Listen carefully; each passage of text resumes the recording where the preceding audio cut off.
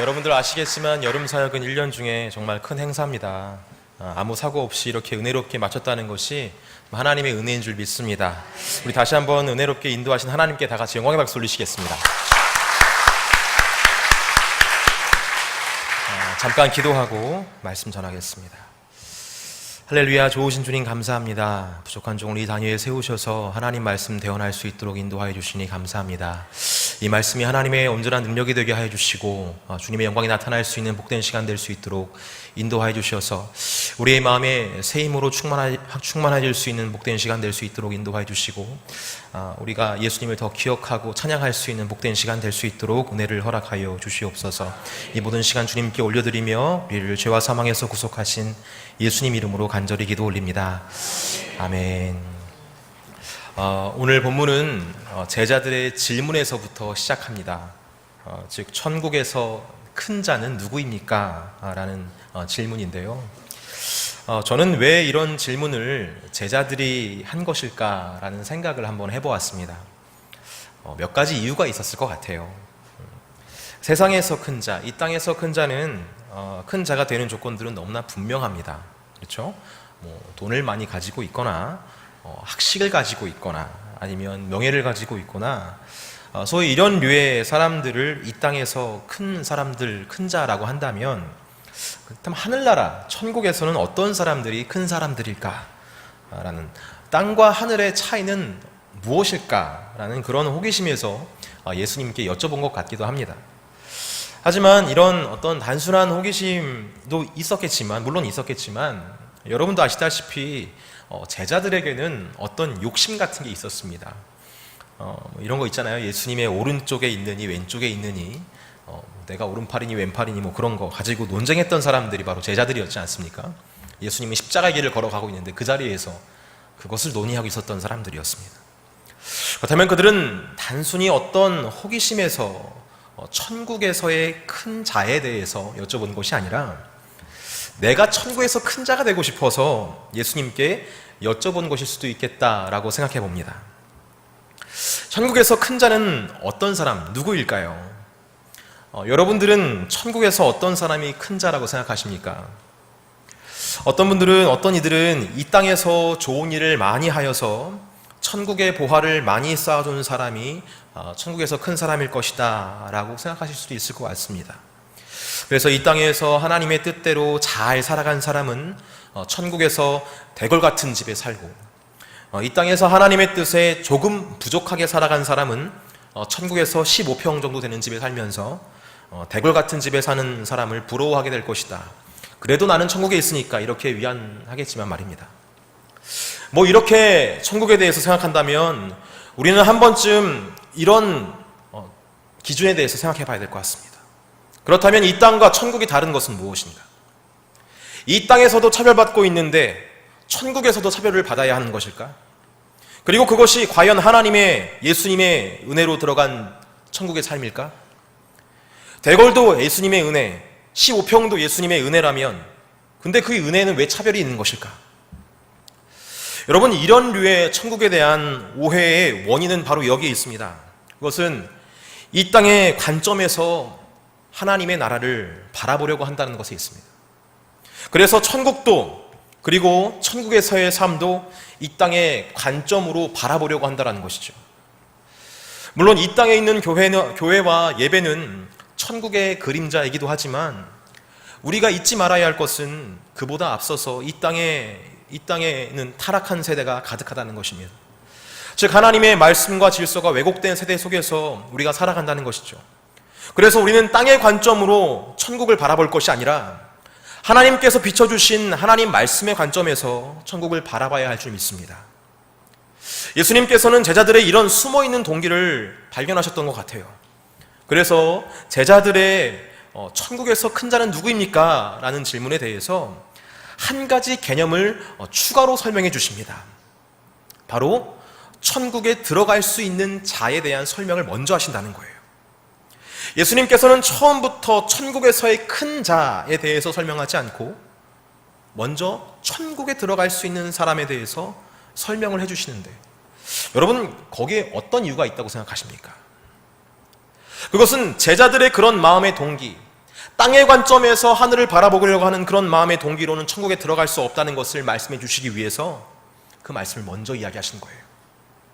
그렇다면 누가 천국에 들어갈 수 있습니까? 우리 3절 말씀을 같이 읽어보도록 하겠습니다. 오늘 본문 마태복음 18장 3절 말씀입니다. 같이 읽겠습니다. 시작. 이르시되 진실로 너희에게 이르노니 너희가 돌이켜 어린아이들과 같이 되지 아니하면 결단코 천국에 들어가지 못하리라. 아멘. 예수님께서는 말씀하십니다. 너희가 돌이켜야 한다. 돌이켜야 한다. 어떤 모습으로요? 어린 아이와 같은 모습으로. 어린 아이와 같은 모습으로 돌이켜야 한다라고 말씀하세요. 네, 여러분 그거 아십니까? 모든 어린 아이들은 어른이 되고 싶어 합니다. 그래서 어린 아이들도 화장을 하고 염색을 합니다. 여러분 아시나요? 요즘 초등학교 학생부터 화장을 해서요, 문방구에서 이런 초등학생들이 할 수 있는 화장품을 판다고 합니다. 그런 싸구려 화장품을 바르는 아이들을 위해서 요즘 학부모님들께서는 아예 화장품 가게에서 사주시기도 한다고 얘기를 들었어요. 심지어는 제가 들은 얘기입니다. 제가 꾸며낸 얘기가 아니라 화장품이 본인이 다 떨어졌을 때 아이들에게 빌리러 간다고 하는 그런 우스갯소리로 제가 들은 적이 있어요. 이뿐만이 아니죠. 어른이 되고 싶어하는 아이들은 초등학교 고학년 때부터 술을 먹기도 하고 담배를 피기도 합니다. 초등학교 고학년 때부터 술, 담배를 한다고 하더라고요.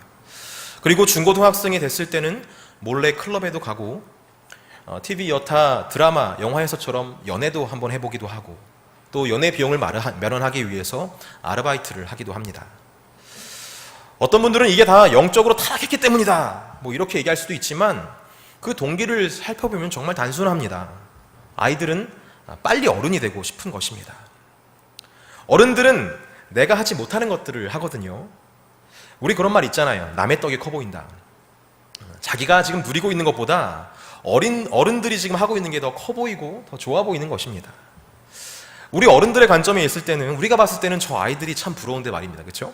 부모님이 해주는 밥 먹고 부모님이 주시는 용돈 가지고 살고 이런 말 많이 들어봤어요. 나도 누가 좀 밥 좀 해줬으면 좋겠다. 나도 누가 좀 용돈을 좀 줬으면 좋겠다.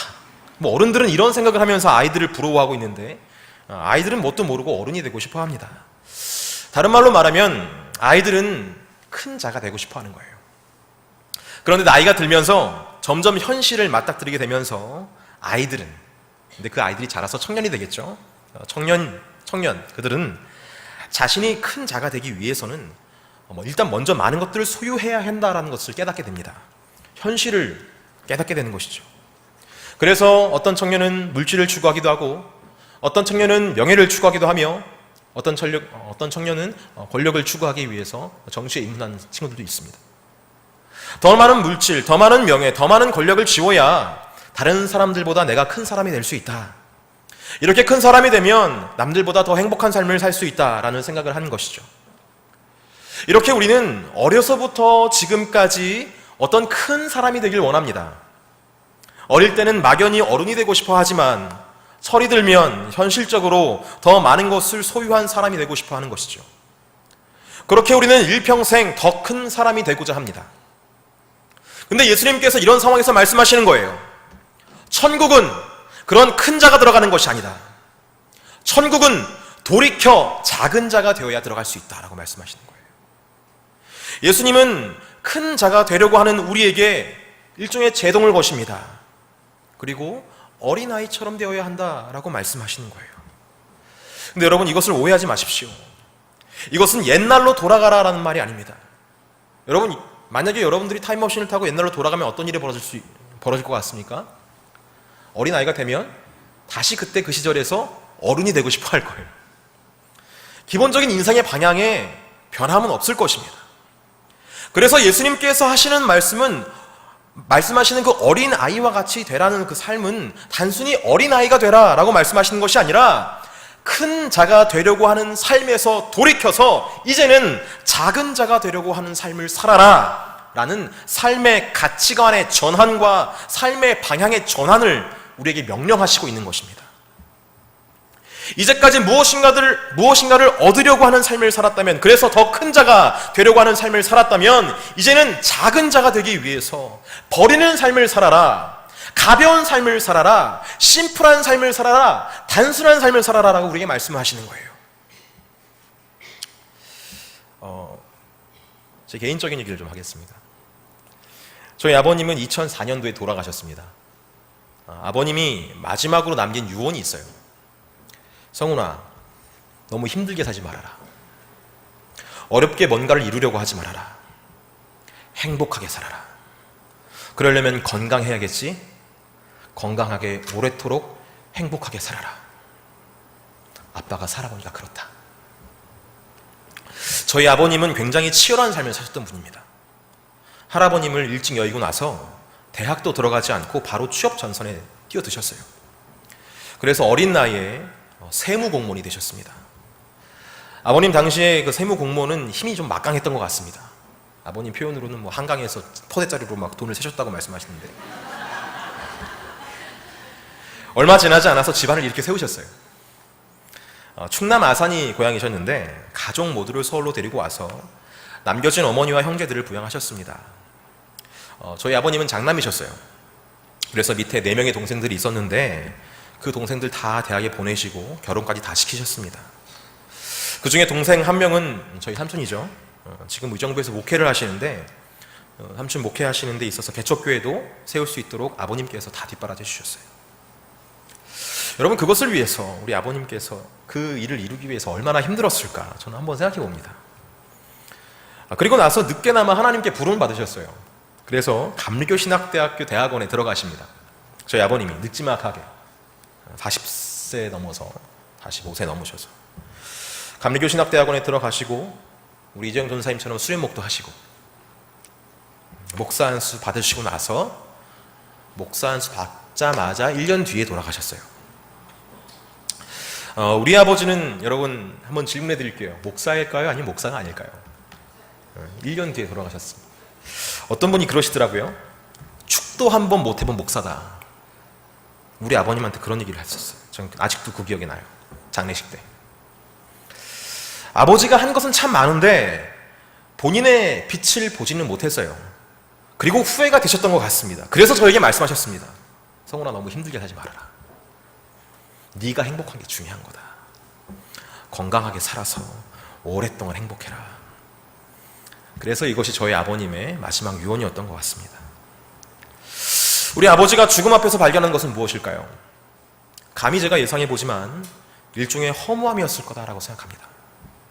그러면서 동시에 인생에서 가장 중요한 것을 깨달았다고 저는 생각을 합니다. 그것이 무엇일까요? 가장 중요한 것. 가족? 물론 끝까지 남는 것이 가족밖에 없습니다. 하지만 그것보다 더 근원적인 것이 있다는 것을 저는 압니다. 그것은 아버님 말씀하신 건강, 다시 말해서 내가 살아있는 것, 생명. 여러분, 내게 생명이 있어야, 내가 살아있어야 모든 것에 의미가 있는 것입니다. 내가 살아있어야 그때부터 가족도 의미가 있는 거예요. 예수님 말씀, 진실로 너희에게 이르노니 너희가 돌이켜 어린아이와 같이 되지 아니하면 결단코 천국에 들어가지 못하리라. 이 말씀은 다른 자질구리한 것을 추구하다가 너의 생명을 버리지 말고 너의 생명을 먼저 챙겨라. 너의 생명을 챙길 수 있는 심플한 삶, 단순한 삶을 먼저 살아라 라고 말씀하시는 게 바로 예수님 말씀이라고 저는 생각합니다. 생명을 위해 건강을 유지하는 거 참 중요합니다. 그래서 건강을 잃은 저희 아버님은 저에게 건강하라고 유언하셨어요. 건강해서 여행도 다니고 그러라고. 근데 여러분, 건강하면 다인가요? 이렇게 말하면 좀 그렇지만 건강해도 때가 되면 죽습니다. 근데 건강하다가 죽어서 지옥 가면 그 건강에 무슨 의미가 있을까요? 생명의 근원은 하나님께 있습니다. 믿으십니까? 우리의 생명을 위한 삶은 육체의 건강이 아니라 모든 생명의 근원 되신 하나님께 붙잡힘 받을 때에 온전히 이루어지는 거예요. 성도 여러분, 우리의 생명을 앗아가면서까지 무엇인가를 추구해야 할 필요는 없습니다. 그런 의미에서 지금까지 큰 사람이 되기 위해서 추구해왔던 것들을 한번 역행해 보십시오. 이것의 일환으로 어떤 분들은 유언장을 쓴다고 하더라고요. 진지하게 자신의 죽음을 상상해 보면서 내 인생에서 필요 없어 보이는 것들을 하나씩 내려놓는 시간을 이 유언장을 쓰면서 갖는다는 것이죠. 세상이 추구하는 우선순위가 아니라 오늘 본문을 통해서 예수님께서 말씀하신 이 거룩한 역행을 통해 우리의 생명을 위해 필요한 것부터 붙잡을 수 있는 저와 여러분 되길 간절히 바랍니다. 이렇게 예수님께서는 제자들의 질문에 대답하기에 앞서서 천국에 들어갈 수 있는 사람에 대해서 말씀해 주셨습니다. 그리고 나서 이제 비로소 천국에서 큰 자란 어떤 사람인가에 대한 답을 주시는데요, 제가 읽어보면서 이것 또한 좀 모순이 있지 않나라는 생각을 합니다. 한번 읽어보겠습니다. 4절 말씀 한번 읽어볼게요. 4절 말씀 읽겠습니다. 시작. 그러므로 누구든지 이 어린아이와 같이 자신을 낮추는 사람이 천국에서 큰 자니라. 여러분, 크다는 것은요, 다분히 상대적인 개념입니다. 크다는 것은 작은 것 앞에서 크다라는 것을 이야기해요. 근데 예수님께서는 이렇게 말씀하시는 거예요. 천국에서 큰 자는 이 땅에서 작은 자가 되어야 한다. 천국에서 큰 자는 이 땅에서 작은 자가 되어야 한대요. 여러분, 이거 얼마나 모순되는 말입니까? 큰 자가 되기 위해서는 높아져야 하고 깊어져야 되고 넓어져야 되지 않겠습니까? 그래야 큰 존재가 될 수 있는 거 아니에요? 그런데 겸손해야 한다니요, 낮아져야 한다니요, 어린아이처럼 작은 존재가 되어야 한다니요. 어떻게 어린아이처럼 작아진 존재가 큰 존재가 될 수 있습니까? 그래서 저는 겸손한 사람이 어떤 사람인지 한번 생각해 봤습니다. 여러분, 겸손한 사람은 자신의 소리를 높이기보다 다른 사람의 말을 경청을 합니다. 왜냐하면 겸손한 사람은 다른 사람을 나보다 좀 낫다고 여기기 때문에 그 사람의 말을 주의 깊게 경청하는 것입니다. 뿐만 아니라 이 겸손한 사람은 주의 깊게 경청하고 그냥 흘려보내는 게 아니라 들은 것을 내 삶에 실천해 보려고, 적용해 보려고 다분히 노력합니다. 제가 예전에 대림교회에 있을 때 임준택 목사님께서 그런 모습 자주 봤어요. 제가 수련목 때인데 말씀을 전할 때마다 저 뒤에서 막 쓰시는 거예요, 이렇게. 저는 그래서 제가 설교를 잘해서 쓰시는 줄 알았어요. 근데 아니었어요. 저 말고 다른 전도사님, 다른 전도사님 다 쓰시고 그거를 설교 시간에 인용하는 모습을 봤을 때, 와, 대단하다. 어떻게 나 같은 것, 우리 같은 것에 설교를 인용할 생각을 했을까? 참 겸손하신 분이었어요. 여러분, 이런 태도를 가지고 있는 사람이 예수님 당시에 어떤 일을 할 수 있었을까요? 모르긴 몰라도 다른 이들보다 더 빠르고 온전하게 예수님을 영접할 수 있고 그분의 길을 따랐을 거라고 저는 예상합니다. 생각해 보세요, 여러분. 자신의 소리를 높이는 사람, 자신의 최고로 잘났다고 생각하는 사람들은 예수님의 절대적인 진리 앞에 무릎 꿇지 못합니다. 왜냐하면 자신의 생각이 진리이자 법이기 때문에 참 생명 되시고 참 진리 되신 예수님이라 하더라도 예수님 받아들일 수가 없는 거예요. 더불어서 예수님께서 하시는 말씀도 받아들일 수가 없어요. 왜냐하면 내가 따르고 있는 전통과 노하우, 이것이 절대적이기 때문에 예수님의 말씀, 예수님의 존재가 들어갈 수 없습니다. 하나님은 모든 것을 섭리하시는 전능하신 하나님이십니다. 그렇기 때문에 하나님은 때로는 사람을 통해서, 때로는 자연을 통해서, 때로는 상황을 통해서 우리에게 말씀을 하시죠. 하지만 우리가 그 상황 속에서 겸손하지 못하다면 그런 하나님의 소리에 귀 기울일 수가 없다는 것을 알 수가 있습니다. 언제나 내가 옳고 내가 절대적인 진리이기 때문에 주변의 소리를 들으려 하지 않습니다. 그러면 결국 하나님의 음성 또한 듣지 못하게 되는 것이죠. 간절히 바라기는 성도 여러분, 모든 상황 속에서 그리고 모든 사람 앞에서 우리 겸손했으면 좋겠습니다. 우리가 겸손하게 생각하고 행동한다면 그 사람을 통해 말씀하시는 하나님의 음성을 듣게 될 것입니다. 그렇게 하나님의 음성에 믿음으로 반응하여 주님의 뜻을 이 땅에 이루는 자가 된다면 그것이 바로 천국에서 큰 자로 여겨지게 된다라는 것이 바로 예수님 말씀인 것이죠. 겸손하게 반응하여 하나님의 뜻을 이루는, 그래서 천국에서 큰 자가 되시기를 간절히 바랍니다. 예수님께서 말씀하시는 이 천국에 들어갈 수 있는 사람, 그리고 그 천국에서 크다 여기는 사람에 대해서 계속해서 상고해 볼수록 세상이 추구하는 가치와는 완전히 다른 하나님 나라의 가치에 대해서 발견하게 됩니다. 세상은 큰 자에 대해 강조하며 우리에게 많은 것을 소유하라고 이야기하고 있지만, 예수님은 오히려 작은 자가 되기 위해 쓸데없는 것을 버리는 단순한 삶, 가벼운 삶을 우리에게 말씀하시죠. 세상은 너의 목소리를 분명히 내고 소신 있게 너만의 길을 가라고 이야기하지만, 예수님은 낮은 자리에서 겸손하게 작은 자의 삶을 살라고 말씀하십니다. 하지만 이것이 세상을 살아가지 못하게 하는 진리는 아니에요. 예수님 말씀이 세상과 다르다고 해서 우리가 이 진리대로 살아간다고 해서 이 땅에 살아가지 못하는, 이 땅에 도태되어 버리고 마는 그런 삶을 살아가는 것이 아니란 말입니다. 언뜻 봤을 때는 세상에서 못 살아가게 하는 그런 말씀인 것 같습니다. 그래서 오히려 예수님 말씀이 세상을 살아가게 할까, 이런 의구심이 들 때가 있죠. 하지만 여러분 기억하시길 바랍니다.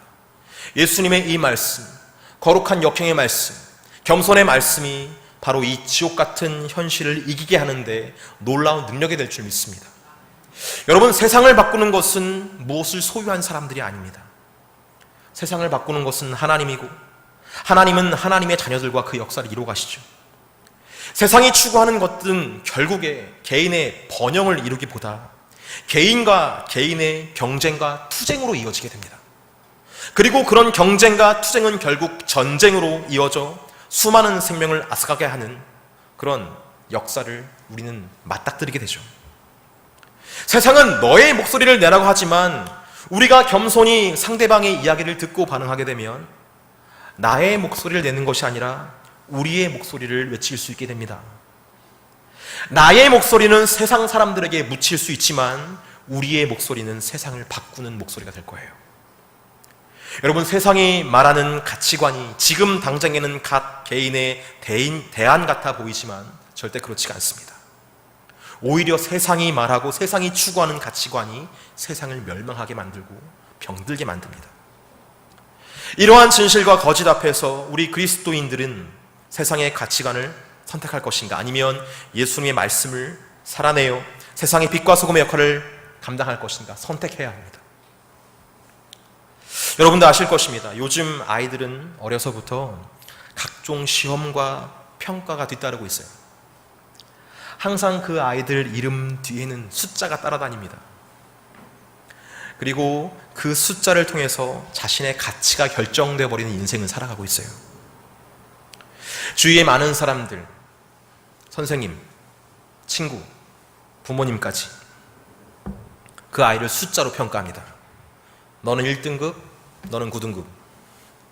너는 1등급이니까 서울대, 너는 9등급이니까 재수. 근데 불행한 것은 그 아이들은 그런 평가를 어려서부터 받아왔기 때문에 어느 순간 자신도 모르는 사이에 자신의 그 가치를 그 숫자로 자신도 평가하고 있다는 거예요. 그러니까 주위 사람들이 그렇게 말하니까, 아 그래, 나는 1등급짜리 인생, 오예, 서울대. 아 나는 9등급짜리 인생, 아 쓰레기인가? 웃기시죠?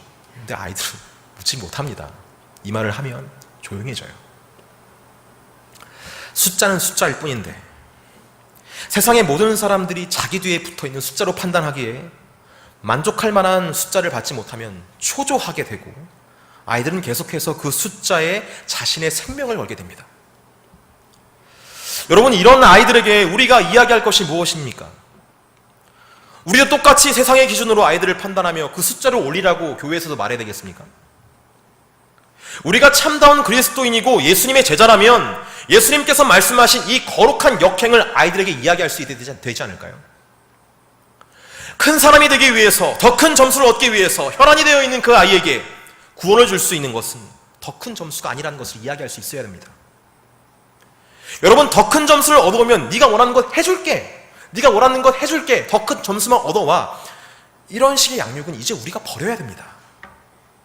우리가 진짜 그리스도인이라면 그 큰 점수보다 너의 생명, 너의 삶, 너의 존재가 중요하다. 그리고 무엇보다 너의 생명을 위해서 십자가에서 흘리신 주님의 피값, 예수님을 아는 것이 너무나 중요하다. 이 진리를 교회에서 이야기해 줄 수 있어야 되고, 우리 가정에서 증명해 줄 수 있어야 하는 거 아니겠습니까? 개포교회 성도 여러분, 자부심을 가지시길 바랍니다. 우리 개포교회 교회 학교는 너무나 이 점을 잘 알고 있어요. 그래서 이 진리를 아이들의 삶에 적용하고자 정말 고군분투하고 계십니다. 일례로 교회에서 어떤 작은 게임을 준비하고 어떤 프로그램을 기획하더라도 혹시 그 안에 세상적인 가치관, 경쟁심리, 배금주의, 성공주의가 들어가지 않을까 노심초사하며 기도하면서 신중하고 또 진중하게 모든 프로그램들을 준비합니다. 이바로 여름성경학교도 마찬가지예요. 굉장히 복음적입니다. 사랑과 열정, 섬김, 희생으로 가득 차 있었어요. 버무려져 있어요. 너무나 귀한 교사들과 그분들의 어떤 영향력 속에서 하나님의 역사가 충만하게 이루어지는 것을 보게 됩니다. 그런데 안타까운 것이 뭔지 아십니까? 일주일에 1시간 짤막하게 혹은 여름성경학교 여름수련회 이런 2박 3일 동안에는 아이들은 생명의 말씀을 들으며 하나님의 은혜 안에 머물러 있다 한다면 그 시간을 제외한 나머지 시간에는 아이들은 또다시 세상적 가치관에 파묻혀서 또다시 숫자에 목숨을 거는 삶을 살아간다는 거예요. 여러분, 실제로 아이들은 이 숫자 때문에 죽어갑니다. 이 숫자에 목숨 걸다가 더 이상 숫자가 올라가지 않으면 생명을 버리는 아이들이 지금도 있어요. 이런 상황 속에서 우리는 어떻게 해야 하겠습니까? 존경하는 성도 여러분, 교회 학교에서 열심히 가르치는 것도 정말 중요하지만 이 모든 가르침과 양육은 가정에서부터 시작되어야 할 줄 믿습니다. 아이가 뭘 좀 못하더라도, 아이가 내 기대에 좀 못 미치더라도 격려해 주시기를 바랍니다. 어떤 기준, 어떤 숫자를 그 아이에게 대면서 너 여기 넘어갔네? 안 되겠네? 그렇게 하지 마시고 그 아이를 기준을 삼아서 그 아이에게 필요한 것들을 찾아봐 보시길 바랍니다. 성적을 좀 못 받아와도 격려해 주십시오. 성적이 중요한 게 아니라 너의 마음이 중요하다. 야, 너 성적 안 나와서 얼마나 힘들었냐? 얼마나 속상했냐? 힘들면 좀 쉬어. 그 한마디라도 좀 할 수 있었으면 좋겠어요. 나는 그 성적보다 너의 삶이, 너의 인생, 너의 존재가 너무나 소중하다 라는 것을 이야기해 줬으면 좋겠어요. 그리고 맹목적인 공부보다 아이가 자신의 삶을 예수님 안에서 바라볼 수 있도록 도와주시길 바랍니다. 예배 나와라, 기도해라 이렇게 말씀하시지 마시고 인생의 방향이 예수님을 기준으로 하나님 나라를 향할 수 있도록 끊임없이 가르치고 그것을 위해서 기도해 주시기를 바라요. 그리고 너무 어려우시면 우리 교육부 담당 교육자들한테 도움을 청하시길 바랍니다. 그분들과 함께 고민하고 함께 노력하며 한 영혼을 세울 수 있는 우리 개포교회 가족들이 됐으면 좋겠습니다. 여러분, 교회 학교만이 아니라 혹은 가정에서만이 아니라 가정과 교회가 팀워크를 이루어야 한 아이가 주 안에서 온전히 섭니다. 그렇게 온전히 세우려고 해도 세상은 우리 아이들을 또 우리를 현혹시키죠. 반짝반짝 빛을 발하면서 우리의 눈과 귀를 현혹시킬 것입니다. 하지만 우리가 말씀으로 깨어있고 성령 안에서 깨어있다면 주님께서 허락하신 영혼들을 온전히 세울 줄 믿습니다. 오늘 예수님께서는 천국에 대해서 말씀하시기도 하지만 한 영혼을 세우는 데 있어서 실족하게 해서는 안 된다는 말씀을 아주 강력하게 하십니다. 우리 5절과 6절 말씀을 같이 읽어보도록 하겠습니다. 5절과 6절 말씀입니다. 함께 읽겠습니다. 시작. 또 누구든지 내 이름으로 이런 어린아이 하나를 영접하면 곧 나를 영접함이니 누구든지 나를 믿는 이 작은 자 중 하나를 실족하게 하면 차라리 연자맷돌이 그 목에 달려서 깊은 바다에 빠뜨려지는 것이 나으니라. 여기서 영접하다라는 단어의 의미는 환영한다라는 의미가 담겨 있습니다. 그렇다면 어린 아이 하나를 환영하는 것이, 영접하는 것이 왜 예수님을 환영하는 것이고 영접하는 것일까요? 그것은 그 어린 아이 안에 예수님이 계시기 때문에 그렇다고 저는 믿습니다. 우리는 한 영혼 한 영혼을 소중하게 생각해야 됩니다. 여러분, 우리는 한 영혼을, 한 아이를, 한 어린아이를 어떻게 바라보고 있습니까? 우리 교회학교 선생님들이 아이들을 좀 어떻게 대하고 계신지 좀 아십니까? 언뜻 보니까 이렇게 맞아주고 있더라고요. 우리 선생님들은 항상 아이들을 웃음으로 맞아주십니다. 이 웃음은 가식적인 웃음이 아니에요. 백화점이나 서비스 센터에 가시면 어서 오십시오 이렇게 하는 그런 가식적인 웃음이 아니에요. 백화점이나 서비스 센터 직원들은 그곳에 오는 손님들만 손님들에게만 이렇게 환영하죠. 돈을 써야 되니까, 조금이라도 더 써야 되니까. 근데 그 손님이 다쳤거나 어디가 아프다거나 또 집에서 어떤 안 좋은 일이 생겼다고 해서 그 직원들이 슬퍼하거나 아파하지 않습니다. 울지 않습니다. 하지만 여러분, 우리 선생님들은 자기 반 학생들 때문에 울기도 하고, 자기 반 학생들 때문에 고민하기도 하며, 자기 반 학생들을 좀 잘하기 위해서 자기 자신을 뜯어 고치려고 부단히 노력을 하십니다. 어떤 선생님은요, 분기별로 한 번씩 아이들을 초청해서 저기 3층에서 고기를 구워주시기도 합니다. 어떤 선생님은 아이들이, 자기 반 아이들이 한 명도 나오지 않으니까 자기가 부족해서 그런 것 같다고 울먹거리면서 이야기하더라고요. 괜히 내가 교사를 해서 아이들에게 영향력도 미치지 못한다고 막 자책을 하는 겁니다. 어떤 분은 나이도 잊은 채 앞에서 막 율동을 하기도 하고요. 어떤 분은 율동을 더 열심히 잘하고 싶어서 다이어트 하는 분들도 있습니다. 아이들이 좋아한다면 주머니에 사탕을 넣고 다니면서 하나씩 주기도 하고, 그리고 자기도 많이 어려운데 다른 교사들 챙겨준다고 밥을 사고 선물도 사는 분들도 봤어요. 몸이 예전 같지 않더라도 교육자들보다 늦게 퇴근해 가면서 인테리어 같은 데코레이션을 하기도 합니다. 여행을 갈 때는 공과책을 꾸깃꾸깃 넣어서 틈틈이 시간 날 때마다 보기도 하고, 때로는 목회자들을 어렵게 하는 분들도 있습니다. 그러니까 아무리 고민하고 기도해봐도 우리 공동체를 위해서 필요한 말이기 때문에 목사님이 듣기 어려운 말이라도 용기를 내어서 하곤 합니다. 왜 이렇게 어려운 일을 교사들은 하는 것일까요? 본인들은 이유를 모릅니다. 자기도 왜 그런지 모르겠다는 거예요. 교사를 하면 그냥 그렇게 된다는 게 그분들의 답입니다. 아이들에게 퍼주는 것이 뭐 계산하고 퍼주는 게 아니라 그냥 주고 싶은 거예요. 더 해주고 싶은 거예요. 그래서 때로는 아이들에게 많은 것을 해주고 싶은 마음에 일을 이만큼 벌렸다가 다른 분들한테 눈치를 받기도 하고, 그래서 11월 말만 되면 이 지긋지긋한 교사 때려치리라 하는 마음도 먹습니다. 그런데 그 다음 연도 1월이 되면 이미 그 자리에 앉아있는 자신을 발견하게 되죠. 왜 이러는 것일까?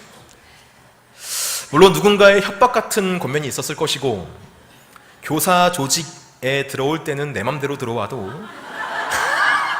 나갈 때는 네 맘대로 못 나가는 것이기도 합니다만, 분명한 것은 그 자리에 가지 않으면 괜히 허전하고 뭔가 빠진 것 같다라는 것이 그분들의 이야기예요. 반대로 그 자리에 가면 뜻모를 기쁨이 있고 여기가 내 자리다라는 그런 평안함이 있다는 겁니다. 근데 여러분, 저는 그 이유를 오늘 말씀을 통해 깨닫게 됩니다. 바로 그 아이를 통해, 그 학생을 통해 예수님을 이 교사는 만나고 있는 거예요. 그 아이가 웃는 게 그렇게 이뻐 보일 수가 없습니다. 내 아이가 아닌데 왜 이러지? 근데 그 아이가 또 우는 게 그렇게 아플 수가 없습니다. 왜 이러지? 우리의 육안으로야 그 아이가 이뻐 보이거나 불쌍해 보일 수 있겠지만 우리의 영은 알고 있는 거예요. 그 아이의 웃음이 예수님의 웃음이고 그 아이의 눈물이 예수님의 눈물이라는 사실을, 그래서 교사들은 그 자리를 함부로 나가지 못하고 그 사랑 안에 매여 있습니다. 근데 여러분, 문제는 그 아이들이 지금 실족하고 있다는 사실입니다. 실족한다는 말의 의미는 참 많은 의미를 담고 있는데요, 요약해서 말씀드리면 영적인 파멸을 말합니다. 아이들이 실족하고 있어요. 아이들이 교회를 떠나고 있습니다. 아이들의 생명의 근원 되신 예수님을 떠나고 있어요. 예수님을 잘 따랐던 아이들도 어느샌가 예수님을 떠나고 있어요. 무엇이 그들을 예수님께 멀리 떨어지게 하는 것일까? 여러분, 중요한 것은 우리 모두가 그런 현실을 붙잡고 함께 싸워가야 한다는 것입니다. 여러분, 우리 교사들 참 외롭습니다. 누군가가 좀 도와줬으면 좋겠는데 도움을 줄 만한 사람이 없는 거예요. 주위를 둘러보면은 사람들이 참 많은 것 같은데 자기 혼자 고군분투하는 것 같다는 생각을 많이 하는 것 같습니다. 교사들 혼자 학교와 싸우고, 교사들 혼자 학원과 싸우고, 교사들 혼자 사단과 싸우는 것 같은 느낌이 든다는 거예요. 사랑하는 성도 여러분, 우리 교사들을 외롭게 하지 마시기를 바랍니다. 격려해 주시고, 지원해 주시고, 기도해 주시고, 그렇게 함께 싸우면서 한 영혼 한 영혼, 한 아이 한 아이 참된 예수님의 제자로 우리 함께 세워갔으면 좋겠습니다. 예수님께서는 지금도 우리에게 세상적인 가치관, 더 큰 사람이 되는 것보다 어린아이와 같이 천국을 소망하라고 말씀하시고 계세요. 하지만 지금 이 시대의 어린아이들은 어른들이 되고 싶어 하고 더 큰 사람이 되고 싶어 합니다. 누가 이들을 깨우겠습니까? 먼저는 우리 교사들과 교육자들이 있을 것입니다. 그들을 위해 기도해 주시기를 바랍니다. 그리고 여러분, 그분들에게 모든 걸 맡기지 마시고 우리 함께 전폭적으로 지지해주고 기도해줄 수 있는 개포교회 가족들을 간절히 소망합니다. 그래서 우리 개포교회를 통해서 하나님의 자녀들, 예수님의 제자들이 온전히 세워져서 예수님께서 말씀하시는 거룩한 역행의 아름다운 삶이 회복되기를 간절히 소망합니다. 그리고 이 땅에서보다 천국에서 더 큰 자로 여겨질 수 있는 복된 아이들이 되길 간절히 소망합니다.